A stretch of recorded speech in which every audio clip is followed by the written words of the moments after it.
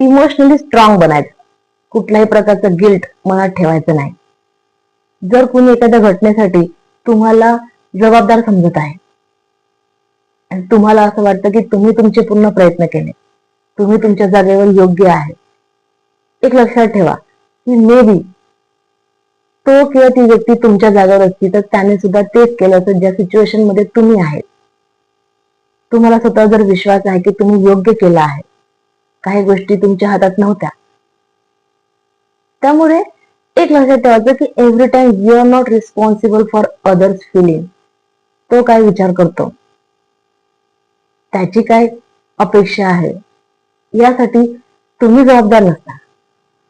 उन्हाळे पावसाळे प्रत्येकाने बघितले असतात. मॅच्युरिटी असते. काय डिसिजन घ्यायचं, कसं करायचं, काय कसं वागायचं, हे प्रत्येकाने ठरवायचं असतं. त्यामुळे तुम्ही स्वतःला हार्म करून घ्यायचं नाही.